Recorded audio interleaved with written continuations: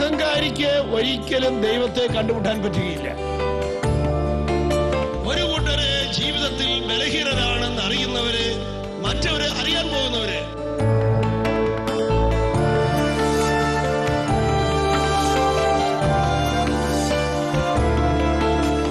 ഇങ്ങോട്ട് വേദനിപ്പിക്കുന്നവരെ സ്നേഹിക്കുന്നതിന് വിലയുണ്ട്, ഇങ്ങോട്ട് സ്നേഹം തരാത്തവരെ സ്നേഹിക്കുന്നതിന് വിലയുണ്ട്.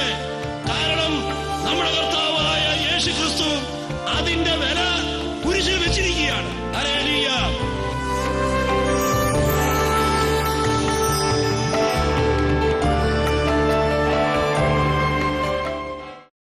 Praise the Lord. പലപ്പോഴും നമ്മുടെ കുടുംബത്തിൽ, നമ്മുടെ വ്യക്തിജീവിതത്തിൽ, നമ്മുടെ കുടുംബാംഗങ്ങളിൽ നിന്നോ ഒക്കെ, പ്രത്യേകിച്ച് ജീവിത പങ്കാളിയിൽ നിന്ന് എല്ലാം എന്തെങ്കിലും വളരെ വേദനാജനകമായ അനുഭവങ്ങൾ ഉണ്ടാകുമ്പോൾ നമ്മൾ ആദ്യം വിചാരിക്കും, ദൈവമേ, ഇതൊന്നും മറക്കാൻ സാധിച്ചിരുന്നെങ്കിൽ എന്ന്. അത് തലയിലിങ്ങനെ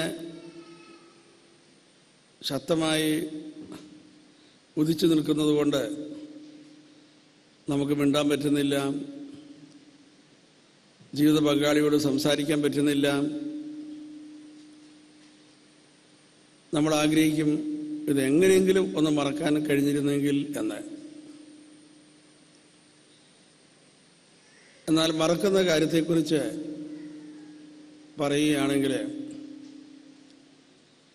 പുരുഷന്മാർക്ക് മറക്കാനായിട്ട് വളരെ എളുപ്പമാണ് എന്നാണ് പറയുക. അതിന് കാരണം പറയുന്നത്, ഒരാൺകുട്ടി ഈ ഭൂമിയിലേക്ക് പിറക്കുമ്പോൾ നമ്മുടെ തലയുടെ ലെഫ്റ്റും റൈറ്റും തമ്മിൽ ബന്ധിപ്പിക്കുന്ന കോർപ്പസ് കൊളോസം എന്ന് പറഞ്ഞ ടണല് അതുവഴി ചുരുങ്ങുന്നു. അതുകൊണ്ട് പുരുഷന്മാരുടെ തലയുടെ പ്രത്യേകത ഒന്നിലെ ലെഫ്റ്റ് അല്ലെങ്കിൽ റൈറ്റ്, ഇതിലേതെങ്കിലും ഒരു വശമായിരിക്കും സജീവമായി പ്രവർത്തിക്കുക. അത് പ്രവർത്തിക്കുമ്പോൾ മറ്റേ വശം റെസ്റ്റിലാണ്. അതുകൊണ്ടാണ് പുരുഷന്മാർക്ക് മറക്കാനായിട്ട് വളരെ എളുപ്പമാണ്. സാധാരണ പുരുഷന്മാർ എങ്ങനെയാണ് മറക്കുക? അവരേതെങ്കിലും ജോലിയിൽ ഏർപ്പെടുമ്പോൾ അവർക്ക് മറക്കാൻ സാധിക്കും. അവർ ആ രംഗത്ത് നിന്ന് കുറച്ച് നേരത്തേക്ക് മാറി നിൽക്കുന്നു, ഒന്ന് കൂട്ടുകൂടുന്നു, ക്ലബിൽ പോകുന്നു, പുറത്തിറങ്ങി നടക്കുന്നു, വേറെ ഏതെങ്കിലും കാര്യങ്ങളിൽ വ്യാപൃതനായി തീരുന്നു. അപ്പോൾ അവർക്ക് മറക്കാൻ സാധിക്കും. എന്നാൽ സ്ത്രീകളെ സംബന്ധിച്ച് പറയുകയാണെങ്കിൽ അവരുടെ തലയുടെ ലെഫ്റ്റും റൈറ്റും ഒരുപോലെ പ്രവർത്തിക്കുന്നു.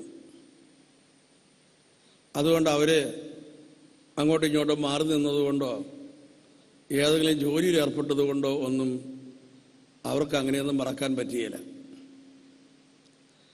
അപ്പോൾ വളരെ പ്രധാനപ്പെട്ട ഒരു ചോദ്യം, അവരുടെ ജീവിതത്തിലുണ്ടാകുന്ന പ്രശ്നങ്ങൾ പിന്നെ അവരെങ്ങനെ കൈകാര്യം ചെയ്യും എന്നതാണ്. അവരുടെ ജീവിതത്തിലുണ്ടാകുന്ന പ്രശ്നങ്ങളെ കൈകാര്യം ചെയ്യുവാൻ അവർക്ക് ഒരേ ഒരു മാർഗമേ ഉള്ളൂ. അവരെ മനസ്സിലാക്കുന്ന ആരോടെങ്കിലും തുറന്ന് പറയുക എന്നതാണ് അവർക്കുള്ള ഏക മാർഗം. അതുകൊണ്ട് അവരെപ്പോഴും ഇങ്ങനെ തുറന്ന് പറഞ്ഞുകൊണ്ടിരിക്കും. കാരണം അങ്ങനെ പറയുന്നത് ഒരു വിധത്തിൽ പറഞ്ഞാൽ അവർക്ക് തന്നെ സൗഖ്യം കൊടുക്കുകയാണ്. അങ്ങനെ മാത്രമേ അവർക്ക് അവരുടെ പ്രശ്നങ്ങളെ നേരിടുവാനായിട്ട് സാധിക്കുകയുള്ളൂ. അപ്പം അതുകൊണ്ട് പലപ്പോഴും സ്ത്രീകൾ അവർ പഴയ കാര്യങ്ങൾ വീണ്ടും വീണ്ടും പറയും. അങ്ങനെ പറയുന്നത് ഒരിക്കലും ഭർത്താവിനെ കുറ്റപ്പെടുത്താൻ വേണ്ടിയിട്ടല്ല. അവരെ സംബന്ധിച്ചിടത്തോളം അങ്ങനെ ഷെയർ ചെയ്താണ് അവർക്ക് അവരുടെ മനസ്സിനെ ശാന്തതയിലേക്ക് കൊണ്ടുവരാനായിട്ട് സാധിക്കുകയുള്ളൂ. ബയോളജിക്കലായിട്ട് ദൈവം അങ്ങനെ ഒരു സിസ്റ്റമാണ് അവരിൽ വെച്ചിരിക്കുന്നത്. അതുകൊണ്ട് അവർക്ക് എന്തെങ്കിലും പ്രയാസമോ വിഷമതയോ ഉണ്ടായാൽ അവർക്കത് പറയാതെ അവർക്ക് ആ പ്രശ്നത്തിൽ നിന്ന് മോചനം പ്രാപിക്കാനായിട്ട് സാധിക്കുകയില്ല. അതുകൊണ്ട് അങ്ങനെയായിരിക്കെ ഒരു ഭർത്താവ് മനസ്സിലാക്കേണ്ടിയിരിക്കുന്നു, ഞാൻ എൻ്റെ ഭാര്യയെ കേൾക്കുവാൻ ബോധപൂർവം കുടുംബത്തിൽ സമയം മാറ്റിവെക്കുന്നില്ല എങ്കിൽ നമ്മുടെ കുടുംബം ഒരു നരകമായി മാറും. നീ എത്ര വിശുദ്ധനാണ് എങ്കിൽ പോലും, നീ എത്ര നല്ല മനുഷ്യനാണ് എങ്കിൽ പോലും, നീ ഭാര്യയെ കേൾക്കുവാനായിട്ട് നിന്റെ കുടുംബത്തിൽ സമയം മാറ്റിവെക്കുന്നില്ല എങ്കിൽ നിന്റെ കുടുംബം ഒരു നരകമായി മാറും. എല്ലാ പുരുഷന്മാർക്കും തന്നെ അറിയാം ഭാര്യയെ കേൾക്കേണ്ടതാണ് എന്ന കാര്യം.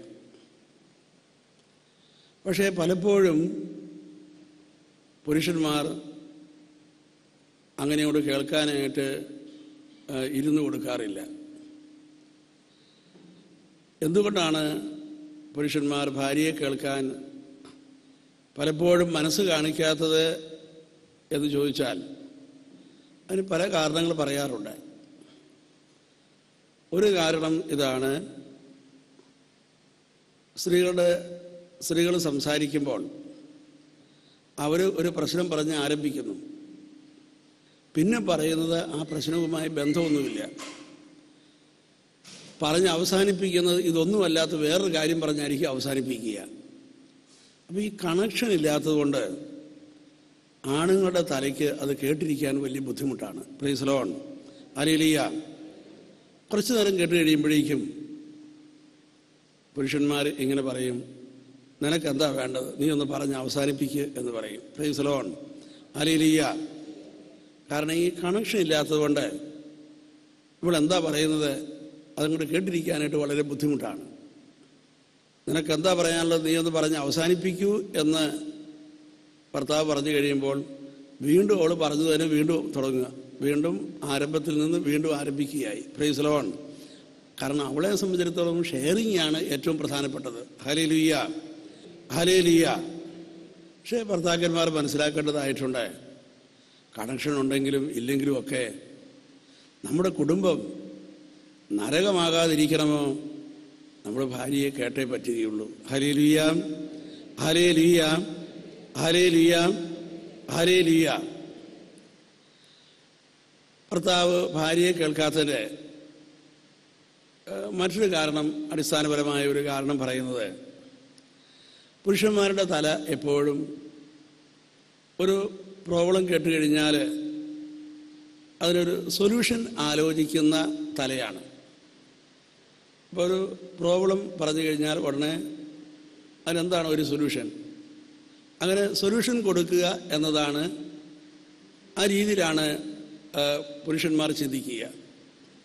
അപ്പോൾ ഭാര്യ ഒരു പ്രോബ്ലം പറയുന്നു, ഉടനെ തന്നെ ഭർത്താവ് അതിനൊരു സൊല്യൂഷൻ പറയുന്നു.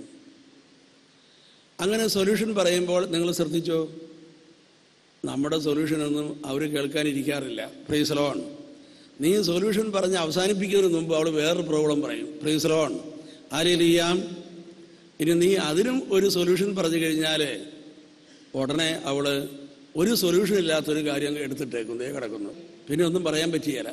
അപ്പോൾ പല പുരുഷന്മാരും വിചാരിക്കുന്നത് ഈ ഭാര്യ പറയുന്ന എല്ലാ കാര്യങ്ങൾക്കും ഒരു സൊല്യൂഷൻ കൊടുത്തേ പറ്റൂ എന്നാണ്. അത് ഒരു ശരിയായ ഒരു ചിന്തയല്ല. ഹല്ലേലൂയ. കാരണം അവൾ പറയുന്നത് അതൊരു ഷെയറിംഗ് ആണ്. അവൾക്ക് വേണ്ടത് അവളെ കേൾക്കണം എന്ന കാര്യമാണ്. നമ്മുടെ സൊല്യൂഷനേക്കാൾ പ്രധാനപ്പെട്ടത് അവളെ കേൾക്കുക എന്ന കാര്യമാണ്. അപ്പോൾ ചില പുരുഷന്മാർ ഇങ്ങനെ ചിന്തിക്കുന്നു, ഇവൾ പറയുന്ന കാര്യങ്ങൾക്കൊന്നും എനിക്ക് ഒരു സൊല്യൂഷനും കൊടുക്കാൻ പറ്റുകയില്ല, അതുകൊണ്ട് അവളെ കേൾക്കാതെ മാറി നടക്കുന്ന പുരുഷന്മാരുണ്ട്. കാരണം അവരുടെ വിചാരം ഭാര്യ പറയുന്ന എല്ലാ കാര്യത്തിനും ഒരു സൊല്യൂഷൻ കൊടുത്തേ പറ്റൂ എന്നാണ്. ഹല്ലേലൂയ. അത് ഒരു ശരിയായ കാഴ്ചപ്പാടല്ല. അപ്പം അങ്ങനെ ചിന്തിക്കുന്ന ചില പുരുഷന്മാരെ, ഭാര്യ എന്തെങ്കിലും ഒരു പ്രശ്നം പറഞ്ഞു, അവൾ പ്രശ്നവും പറഞ്ഞ ശേഷം കിടന്നുറങ്ങുന്നു, ഇവൻ രാത്രി എന്ന് സൊല്യൂഷൻ ആലോചിക്കുകയാണ്. അവൾ അങ്ങനെ പറഞ്ഞു, ഞാൻ എന്തു ചെയ്യും, അങ്ങനെ പറഞ്ഞ് വിഷമിച്ചിങ്ങനെ നടക്കുകയാണ്. അങ്ങനെ ചില ശുദ്ധരായ ഭർത്താക്കന്മാർ ഭാര്യ പറയുന്ന കാര്യത്തിനൊക്കെ സൊല്യൂഷൻ കൊടുക്കാൻ പറ്റുന്നില്ലല്ലോ എന്നോർത്ത് അങ്ങനെ ആലോചിച്ച് വിഷമിച്ച് ചിലർ മെൻ്റൽ ഹോസ്പിറ്റലിൽ വരെ അഡ്മിറ്റ് ആയിട്ടുണ്ടെന്നാണ് പറയുന്നത്. അപ്പോൾ സഹോദരങ്ങളെ, ഏറ്റവും പ്രധാനപ്പെട്ട കാര്യം ഭാര്യയെ കേൾക്കുക എന്ന കാര്യമാണ്. സൊല്യൂഷൻ ഉണ്ടെങ്കിലും ഇല്ലെങ്കിലും നമ്മുടെ കുടുംബം നരകമാകാതിരിക്കണമെങ്കിൽ നമ്മൾ ഭാര്യയെ കേട്ടേ പറ്റൂ. ഞാൻ ഈ കാര്യങ്ങൾ ഒന്നുകൂടി ആഴത്തിൽ മനസ്സിലാക്കാൻ വേണ്ടി ഒരു സംഭവം ഷെയർ ചെയ്യാനായിട്ട് ആഗ്രഹിക്കുകയാണ്. ഒരിക്കൽ ഒരു സ്ത്രീയെ ഭർത്താവുമായി പിണങ്ങി അവൾ ഡിവൈൻ ധ്യാന കേന്ദ്രത്തിൽ വന്ന് 2 വർഷക്കാലത്തോളം അവിടെ നിന്നു. അതിനിടയിൽ അവളുടെ ഭർത്താവിൻ്റെ വികാരിയച്ഛൻ ഈ ഭർത്താവിനെ മീറ്റ് ചെയ്യുകയും അദ്ദേഹത്തെ ഉപദേശിക്കുകയും അങ്ങനെ ഒരു ധ്യാനമന്ദിരത്തിൽ കൊണ്ടുപോയി ധ്യാനം കൂട്ടിക്കുകയും ചെയ്തു. ആ ധ്യാനം കഴിഞ്ഞപ്പോഴേക്കും പുള്ളിക്കാരൻ മദ്യപാനം നിർത്തി. പിന്നെ കുറച്ച് നാൾ കഴിഞ്ഞപ്പോഴേക്കും വികാരിച്ചൻ വീണ്ടും ഇയാളെ വേറൊരു ധ്യാനമന്ദിരത്തിൽ കൊണ്ടുപോയി ധ്യാനം കൊണ്ടിച്ചു. ആ ധ്യാനം കഴിഞ്ഞ് ഇയാൾ വന്നു കഴിഞ്ഞപ്പോഴേക്കും ഇയാൾ എല്ലാ ദിവസവും പള്ളിയിൽ വരാൻ തുടങ്ങി. പള്ളിയുടെ ചില കാര്യങ്ങളിലൊക്കെ അദ്ദേഹം വളരെ സജീവമായി പങ്കുചേരാൻ തുടങ്ങി. പ്രാർത്ഥനാ ഗ്രൂപ്പിൽ ചേരാൻ തുടങ്ങി. അങ്ങനെ വളരെ ആക്റ്റീവായിട്ടുള്ള ഒരു വ്യക്തിയായിട്ട് അയാൾ മാറാൻ തുടങ്ങി. അപ്പോൾ വികാരിച്ചിന് മനസ്സിലായി ഇയാൾക്ക് വളരെ കാര്യമായ ഒരു ചേഞ്ച് ഉണ്ടായിട്ടുണ്ട് എന്ന്. അപ്പോൾ വികാരിച്ചൻ ഒരു ദിവസം ഒരു ലെറ്റർ അയാളുടെ കയ്യിൽ കൊടുത്ത് അയാളെ ഡിവൈനിലേക്ക് പറഞ്ഞയച്ചു. അദ്ദേഹം ഡിവൈനിൽ വന്ന് ആ ആഴ്ചത്തെ ധ്യാനം കൂടിയതിന് ശേഷം ധ്യാനം തീർന്നു കഴിഞ്ഞപ്പോൾ ഈ എഴുത്ത് കൊണ്ടുവന്ന് എൻ്റെ കയ്യിൽ തന്നു.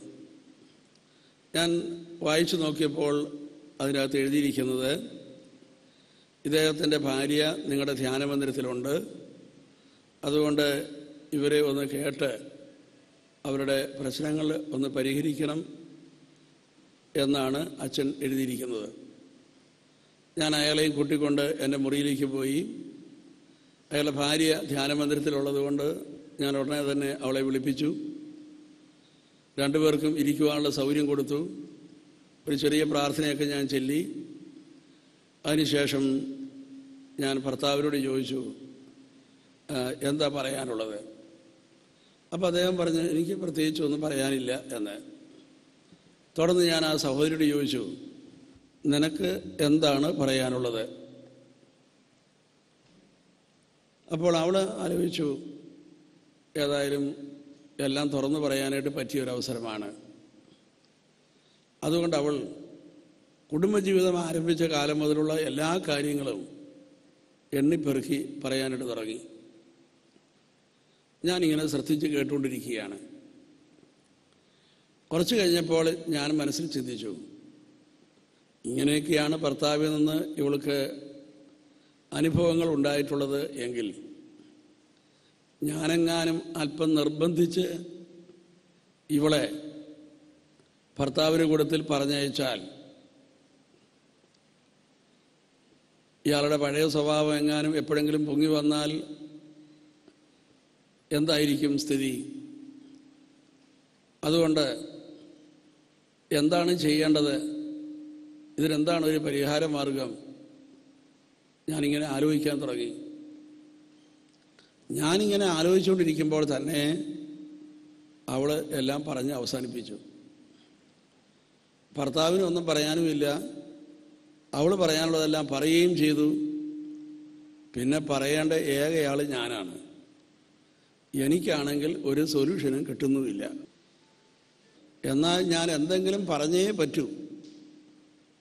ഏതായാലും ഞാൻ അവളോട് ഇങ്ങനെ പറഞ്ഞു, സഹോദരി, ഏതായാലും ഇങ്ങനെയൊക്കെ സംഭവിച്ചു പോയി, നമുക്കിനി എന്താ ചെയ്യേണ്ടത്? ഞാൻ അങ്ങോട്ട് പന്തിട്ട് കൊടുത്തു. ഉടനെ അവൾ പറയുക, ഇനിയിപ്പോൾ എന്ത് ചെയ്യാനാച്ചാ? കല്യാണം കഴിച്ചു പോയില്ലേ? അതുകൊണ്ട് ഞാൻ എൻ്റെ ചേട്ടായിയുടെ കൂട്ടത്തിൽ പോവുകയെന്ന്. പ്രിയപ്പെട്ടവരെ, ഞാൻ ഇനി പറയാൻ പോകുന്ന വാചകം വളരെ വളരെ പ്രധാനപ്പെട്ടതാണ്. ഒരു സ്ത്രീ അവളുടെ ജീവിതത്തിലെ പ്രയാസങ്ങളും വിഷമതകളുമെല്ലാം അവളെ മനസ്സിലാക്കുന്ന ഒരു വ്യക്തിയോട് അവൾക്ക് തന്നെ കേൾക്കാൻ കഴിയത്തക്കവണ്ണം സ്വരത്തിൽ അവൾ പങ്കുവെക്കുമ്പോൾ അവളുടെ നിരവധിയായ പ്രശ്നങ്ങൾക്ക് അവൾക്ക് തന്നെ ഉത്തരം കിട്ടുന്നു. വേറെ ആരും ഉത്തരം ഉണ്ടാക്കി കൊടുക്കേണ്ട കാര്യമില്ല. അവളുടെ തലയിലൂടെ കടന്നു പോകുന്ന ചിന്തകൾ അവളെ മനസ്സിലാക്കുന്ന ഒരു വ്യക്തിയോട് അവൾ തുറന്ന് സംസാരിക്കുമ്പോൾ അവൾക്ക് തന്നെ അവളുടെ നിരവധിയായ പ്രശ്നങ്ങൾക്ക് ഉത്തരം കിട്ടുന്നു. ദൈവം അങ്ങനെയാണ് ഒരു സംവിധാനം ചെയ്തു വച്ചിരിക്കുന്നത്. ഹല്ലേലൂയ. അങ്ങനെയാണെങ്കിൽ ഭർത്താക്കന്മാർ ഒന്ന് ചിന്തിക്കുക, ഭാര്യയെ കേൾക്കുന്നത് നല്ലതാണോ? Praise the Lord. ഈ ഒരൊറ്റ കാരണം കൊണ്ട് തന്നെ പല കുടുംബങ്ങളിലും ഒത്തിരി പ്രശ്നങ്ങൾ ഉണ്ടാകുന്നുണ്ട്. അതുകൊണ്ട് തന്നെ ഒരു ഭർത്താവിന് തൻ്റെ ഭാര്യയോട് ചെയ്യേണ്ട അടിസ്ഥാനപരമായ ഒരു നീതിയാണ് അവളെ കേൾക്കുക എന്ന കാര്യം. അപ്പോൾ അതിനുവേണ്ടി അല്പം സമയം മാറ്റിവെച്ചേ പറ്റുകയുള്ളൂ. ഒരിക്കൽ വിവാഹിതനായ ഒരു സഹോദരന് വിവാഹം കഴിഞ്ഞിട്ട് ഏതാണ്ട് 2 മാസമേ കഴിഞ്ഞുള്ളൂ. അദ്ദേഹം ഫോണിലൂടെ എന്നോട് സംസാരിക്കുമ്പോൾ അദ്ദേഹം എന്നോട് ചോദിച്ചു, എങ്ങനെയാച്ചാ ഈ സ്നേഹിക്കുക എന്ന് പറഞ്ഞാൽ എന്താ? അദ്ദേഹം എന്നോട് ചോദിക്കുകയാണ്. ഹല്ലേലൂയ. ഇവിടെ ഞാൻ ഇടയ്ക്ക് ഏതോ ഒരു പുസ്തകമോ ഒരു ലേഖനമോ വായിച്ച ഒരു അറിവ് എൻ്റെ ഉള്ളിലുള്ളത് കൊണ്ട് ഞാൻ അദ്ദേഹത്തോട് പറഞ്ഞു, സ്നേഹിക്കുക എന്ന് പറഞ്ഞാൽ സമയം കൊടുക്കുക എന്നാണ് എൻ്റെ അർത്ഥം. നീ എന്തുമാത്രം സമയം കൊടുക്കുന്നു, അതാണ് നിൻ്റെ സ്നേഹത്തിൻ്റെ അടയാളം. സ്നേഹിക്കുക എന്ന് പറഞ്ഞാൽ സമയം കൊടുക്കുക എന്ന് നമ്മൾ വ്യാഖ്യാനിച്ചാൽ, മനസ്സിലാക്കിയാൽ നമുക്ക് നമ്മുടെ കുടുംബ ജീവിതത്തിൽ ഒത്തിരി വ്യത്യാസങ്ങൾ സൃഷ്ടിക്കുവാനായിട്ട് കഴിയും. ഇപ്പോൾ ഒരു സ്ത്രീയെ സംബന്ധിച്ചിടത്തോളം അവൾക്ക് ഒരു ശ്വാസോച്ഛ്വാസം പോലെ തന്നെ ആവശ്യമായ അവളുടെ മാനസികമായ സ്വസ്ഥതയ്ക്കും എല്ലാം ആവശ്യമായ ഒരു ഘടകമാണ് ഷെയർ ചെയ്യുവാനുള്ള അവളുടെ അവകാശം. ഒരു പെൺകുട്ടി വളർന്നു വരുന്നു. കുടുംബത്തിൽ അപ്പൻ വളരെ കോപ സ്വഭാവക്കാരനാണ്. അതുകൊണ്ട് തന്നെ അമ്മയും വളരെ കോപ സ്വഭാവമുള്ളവളാണ്. അപ്പോൾ അങ്ങനെയുള്ളൊരു കുടുംബത്തിൽ ഒരു പെൺകുട്ടി വളർന്നു വരുമ്പോൾ അവൾക്ക് അവളുടെ ഷെയർ ചെയ്യാനുള്ള പല അവളുടെ ആഗ്രഹങ്ങളും സന്ദർഭങ്ങളും അടിച്ചമർത്തപ്പെടുന്നു. അവൾക്ക് ഷെയർ ചെയ്യുവാനായിട്ട് ഭയം വരുന്നു. അങ്ങനെ അടിച്ചമർത്തപ്പെടുന്ന ഒരു മനസ്സ്, അങ്ങനെ ഭയമുള്ളൊരു മനസ്സ്, അതാണ് ആ പെൺകുട്ടിയിൽ രൂപം കൊള്ളുന്നതെങ്കിൽ പിന്നെ അവളിലുണ്ടാകുന്ന രീതി ഒരു വ്യത്യാസപ്പെട്ടതാണ്. അതായത് പിന്നെ അവൾ ഷെയർ ചെയ്യുന്ന പെൺകുട്ടിയല്ല, മൂഡ് ചേഞ്ച് ചെയ്തുകൊണ്ടിരിക്കുന്ന പെൺകുട്ടിയാണ്. മൂഡ് ചേഞ്ച് ചെയ്തുകൊണ്ടിരിക്കുന്ന പെൺകുട്ടി എന്ന് പറയുന്നത് എന്താണ്? എന്തെങ്കിലും പ്രയാസമുണ്ടായാൽ പറയുകയില്ല, മുഖമെല്ലാം വീർപ്പിച്ച് ചിലപ്പോൾ ഭക്ഷണം കഴിക്കാതെ മാറി നിൽക്കുന്നു. എന്താണ് എന്ന് ആരെല്ലാം പുറകെ നടന്ന് ചോദിച്ചാലും പറയുകയില്ല. അങ്ങനെ കുറച്ച് സമയം ഇങ്ങനെ മൂഡ് ചേഞ്ച് ചെയ്ത് നടക്കും. കുറച്ച് കഴിയുമ്പോഴേക്കും വീണ്ടും സാധാരണ ലെവലിലേക്ക് വരുന്നു. കുറച്ച് സമയം എടുക്കുന്നത് മാത്രം. വീണ്ടും എന്തെങ്കിലും പ്രയാസം ഉണ്ടാകുമ്പോൾ ഇതുപോലെ തന്നെ മൂഡ് ചേഞ്ച് ചെയ്യുന്നു, മിണ്ടാതെ നടക്കുന്നു. അപ്പോൾ ഇങ്ങനെ മൂഡ് ചേഞ്ച് ചെയ്യുന്ന ഒരു ക്യാരക്ടർ ഫോം ചെയ്യുന്നു. എന്താണ് എന്ന് പറയുകയില്ല. ഇനി കുറേ കഴിയുമ്പോഴേക്കും അവൾ വിവാഹം ചെയ്ത് ജീവിതം തുടങ്ങുന്നു. അങ്ങനെ തുടങ്ങിക്കഴിയുമ്പോൾ ഭർത്താവും ഒരു ദേഷ്യ സ്വഭാവക്കാരനാണ് എങ്കിൽ അവിടെയും ഈ ക്യാരക്ടർ തന്നെയായിരിക്കും അവൾ പുലർത്തുക. വളരെ പെട്ടെന്ന് ആൾ മൂഡ് ഔട്ടാകുന്നു. എന്താണ് എന്ന് ചോദിച്ചാൽ അവൾ ഒട്ടും പറയുകയില്ല. ചോദിക്കും തോറും മിണ്ടാതെ കുത്തിയിരിക്കുന്നു. ചിലപ്പോൾ ഭക്ഷണം കഴിക്കാതെയൊക്കെ ഇരുന്നത് വരും. ഇങ്ങനെ ഈ മൂഡ് ഔട്ടായ ഈ സ്വഭാവം ഇങ്ങനെ തുടർന്നുകൊണ്ടേയിരിക്കും. അങ്ങനെയുള്ള ഒരു 70% പേര് ഒരു 35-36 വയസ്സൊക്കെ ആയി കഴിയുമ്പോൾ അവരിൽ ചിലരെല്ലാം ഡിപ്രഷൻ പേഷ്യൻ്റായിട്ട് മാറുന്നു. അപ്പോൾ ഒരു വ്യക്തിയുടെ ജീവിത പങ്കാളി, ഒരു കുടുംബ നായിക 35-36 വയസ്സൊക്കെ ആയി കഴിയുമ്പോൾ അവൾ ഒരു വിഷാദ രോഗിയായി തീരുക എന്ന് പറയുമ്പോൾ അതെത്ര വേദനാജനകവും ഭയങ്കരവുമാണ് എന്ന് ഓർക്കുക. അപ്പം അതുകൊണ്ട് വളരെയധികം പ്രാധാന്യം ഈ ഒരു കാര്യത്തിൽ ഭർത്താക്കന്മാർ ശ്രദ്ധിക്കേണ്ടതാണ്. എന്തു തന്നെയായാലും ഭാര്യയെ കേൾക്കുവാനുള്ള മനസ്സ് ഉണ്ടാകണം. എങ്കിലേ നമ്മുടെ കുടുംബജീവിതം വിജയിക്കുകയുള്ളൂ. സ്ത്രീകളെ സംബന്ധിച്ചിടത്തോളം അവർക്ക് ഉണ്ടാകുന്ന എല്ലാ അനുഭവങ്ങളും ഭർത്താവിനോട് പറയുവാൻ അവൾ ആഗ്രഹിക്കുന്നു. ഓരോ ദിവസവും ഉണ്ടാകുന്ന എല്ലാ കാര്യങ്ങളും തുറന്നു പറയാൻ അവൾ ആഗ്രഹിക്കുന്നു.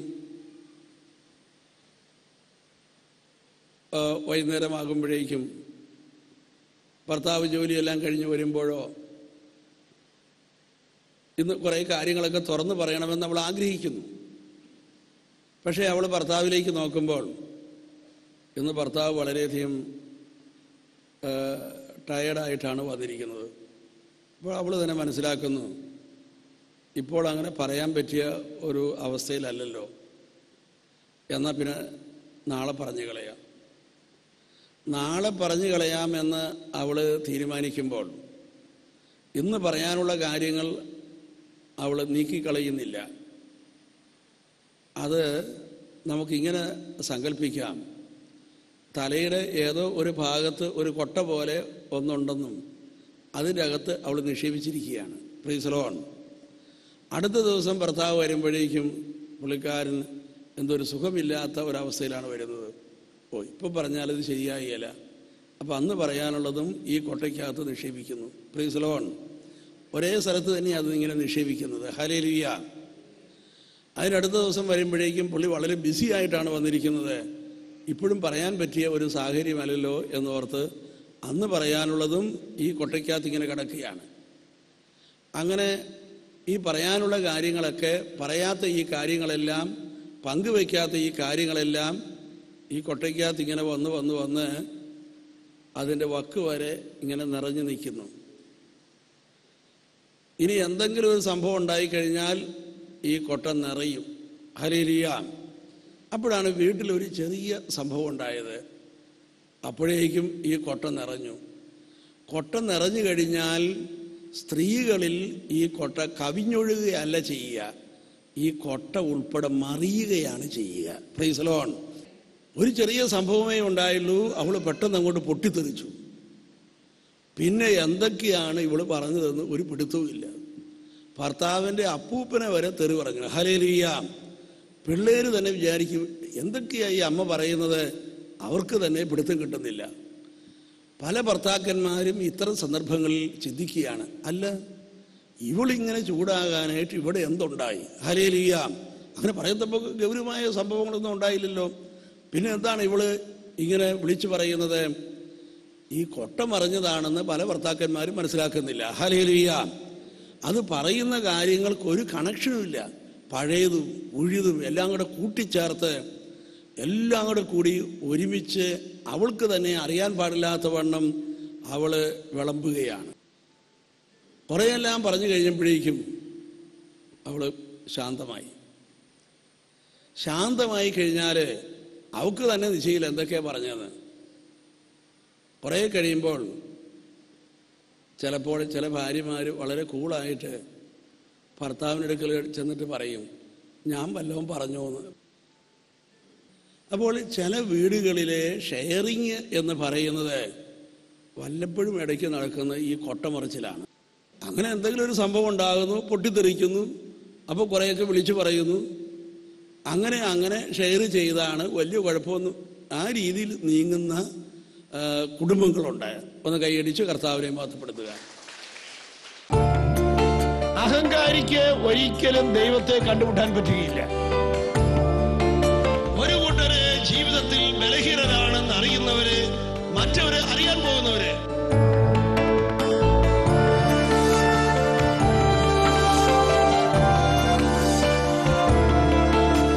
ഇങ്ങോട്ട് വേദനിപ്പിക്കുന്നവരെ സ്നേഹിക്കുന്നതിന് വിലയുണ്ട്, ഇങ്ങോട്ട് സ്നേഹം തരാത്തവരെ സ്നേഹിക്കുന്നതിന് വിലയുണ്ട്. കാരണം നമ്മുടെ കർത്താവായ യേശു ക്രിസ്തു അതിന്റെ